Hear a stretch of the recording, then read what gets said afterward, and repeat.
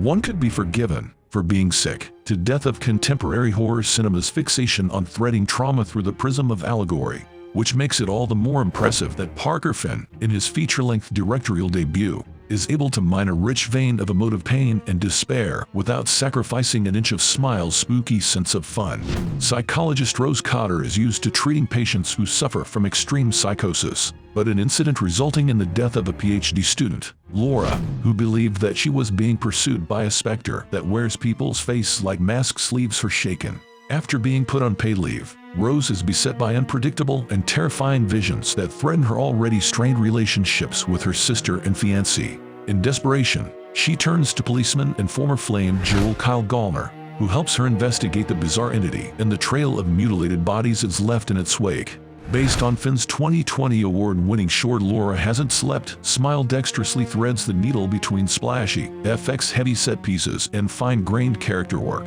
And though the film takes more than a few pages from early 2000s J-horror, its somber gloss is more reminiscent of that regional boom's American remakes, such as Gore Verbinski's The Ring, Jim Sonzero's Pulse, and Eric Vallet's One Missed Call. Its urban legend-inspired conceit also has more than a little bit of David Robert Mitchell's It Follows in its DNA. All of this is to say that everything Smile is doing is familiar enough at this point to be considered old-fangled, but the striking precision of its craft fluffs away any sensations of déjà vu. The filmmakers use shallow focus photography and place their actors dead center of the screen to unnerving effect, as the opening scene where Rose witnesses a smiley-faced Laura's self-mutilation, her blood filling the frame, while Cristobal Tapia veers score thrums with menace, discordant burbles giving way to panic-inducing digitized chimes. Smile isn't shy about leaning into jump scares, but Finn orchestrates these moments in ways that will not only make hardened horror hounds doubt what their eyes are seeing, but also leave them questioning their own hard-earned resilience to the most basic tools of scare-making.